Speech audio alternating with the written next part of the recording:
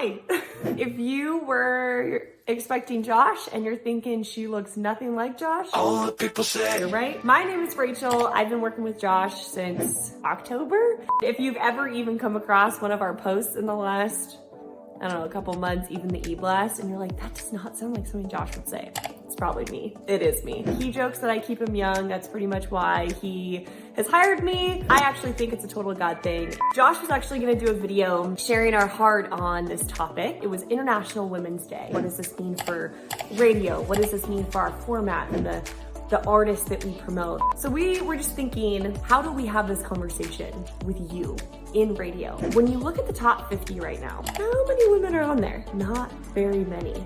You look at the top 20, it's an even smaller number, if any number at all. Josh was grappling with it and I told him to make a video, which he then told me this morning that I needed to make it. So insert me now here talking to you. I even know within myself, I actually really like listening to male voices. how you doing? But the songs that hit me here, the songs that end up years from now reminding me of myself and my true identity. And I think the reason why they had such impact in my life and in my heart is they made me feel known and seen and recognized. And at our core, that's how God designed us, to be known and recognized and actually feel heard for what we've gone through.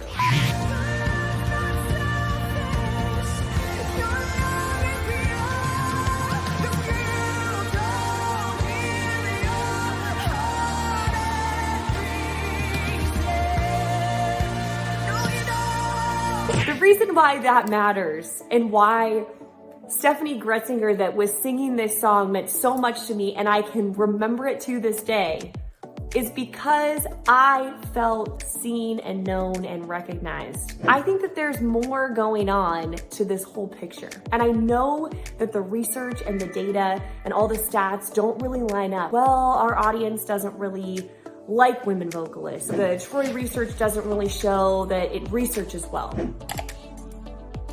When we're known, when we hear something that actually is like, I resonate with that, that makes sense to me. What if the power and the kingdom work in your cities and in your towns is unleashed by other women on your station singing out, speaking to the women in their car, on the way to pick up their kiddos, feel known and recognized? It would unleash true freedom. It would unleash faith that is set on fire and chains broken. And we talk about all that stuff in songs, but it's usually sung by men. How you doing? What if there are women artists that we have just passed on their song, and if we had put it on our station, that possibly women would be healed? That it wouldn't just be good sounding stuff, that there'd actually be some heart surgery going on, that when they sit in the car, they're known. Maybe it's through a women vocalist, and maybe the enemy's been behind that because he sees that. He knows, like, well, I can keep them subdued with just the status quo.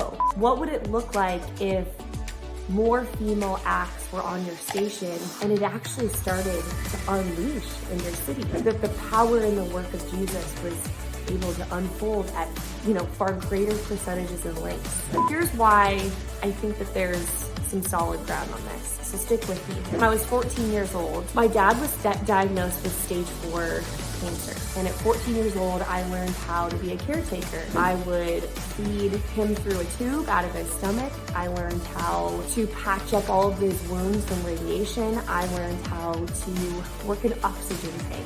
2 months into my senior year of high school, my dad passed away.